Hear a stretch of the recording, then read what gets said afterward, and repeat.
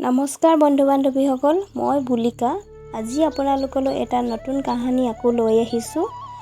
যদি আপোনালোকে মোৰ কাহিনীটো চাই ভাল লাগে তেতিয়াহ'লে লাইক, শ্বেয়াৰ, ছাবস্ক্ৰাইব কৰিবলৈ নাপাহৰিব, যাতে মই আৰু কাহিনী বনাব পাৰোঁ। আজিৰ কাহিনীটো হৈছে গোটেই ব্ৰহ্মাণ্ডখন ভগৱানৰে সৃষ্টি, কিন্তু বৃন্দাবন ভগৱান কৃষ্ণৰ ইমান প্ৰিয় কিয়? বৃন্দাবনত থকা গুৰু মহাগুৰু সাধুবিলাকে কয় যে বৃন্দাবনখন ব্ৰহ্মাই বনোৱা নহয়। বৃন্দাবনখন নিৰ্মাণ স্বয়ং কিশোৰীয়ে কৰিছিল, অৰ্থাৎ ৰাধাৰাণীয়ে। গৌলোকধামত শ্ৰী ৰাধাৰাণী বাস কৰে। দেৱী ৰাধাই নিজে নিৰ্মাণ কৰা বাগিচাতহে থাকে। শ্ৰী ৰাধাই সেই বাগিচাৰ বাহিৰে আন ক'তোৱে নাযায়।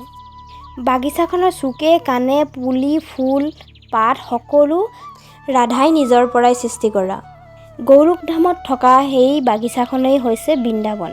ভগৱান কৃষ্ণই যেতিয়া পৃথিৱীত অৱতাৰ ল'বলৈ আহিছিল, তেতিয়া কৃষ্ণই গৈ ৰাধাক ক'লে, তুমি আৰু মই দুয়োজনেই পৃথিৱীলৈ যাওঁ ব'লা।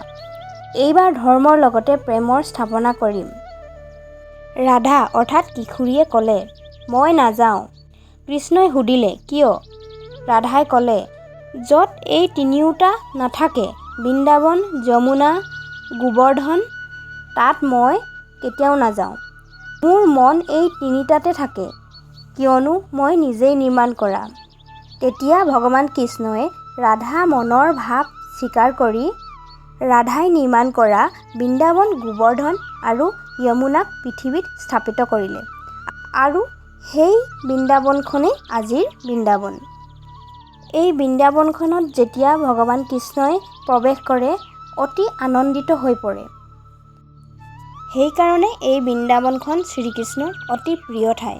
কিন্তু সেই বৃন্দাবনখন আমি কেনেধৰণে পাব পাৰোঁ, সেই কথাহে জৰুৰী।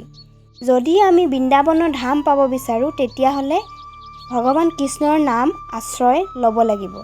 শ্ৰী ৰাধা এনেকৈ যদি আমি নাম লওঁ, তেন্তে শ্ৰীকৃষ্ণ মুগ্ধ হৈ যায় আৰু এই ৰাধা নামে আমাৰ শৰীৰত ঔষধিৰ দৰে কাম কৰে। আপুনি যদি ৰাধাৰ নাম মুখত লয়, তেতিয়াহ'লে ভগৱান কৃষ্ণ য'তেই নাথাকক আপোনাৰ ওচৰত আহিবই। ব্যক্তিৰ মন, বিবেক, বুদ্ধি, যিমান দুখ পাপ সকলো এই ৰাধাৰ নামে নষ্ট কৰি পেলায়। যদি ব্যক্তি ৰোগী হয়, তেতিয়া ঘৰৰ বাহিৰলৈ ওলাব নোৱাৰে। ঠিক তেনেদৰে যিসকল লোক সাংসাৰিক ৰোগত ভুগি আছে, তেওঁলোকে বৃন্দাবন যাবলৈ নোৱাৰে।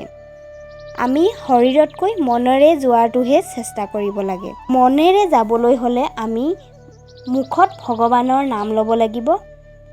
বৃন্দাবনলৈ যদি আপোনাৰ শৰীৰটো যায় কিন্তু মনটো নাযায়, তেন্তে কোনো লাভ নাই। গতিকে মনটো যোৱাৰহে অতি জৰুৰী। ভগৱান কৃষ্ণতকৈ ডাঙৰ নাম শ্ৰী ৰাধাৰ নাম। আপুনি যদি বৃন্দাবনলৈ যাবলৈ মন কৰিছে, তেন্তে শ্ৰী ৰাধা এনেকৈ নাম ল'বলৈ শিকক। আপুনি নিশ্চয় বৃন্দাবনলৈ যাব পাবই। এই কাহিনীটোত বিশেষকৈ ৰাধাৰ বিষয়েহে উল্লেখ কৰিছোঁ। যদি কাহিনীটো ভাল লাগে, কিবা যদি ভুল হৈছে মোক কমেণ্ট কৰি জনাব। আজিলৈ ইমানতে সামৰিছোঁ। বাই ফ্ৰেণ্ড।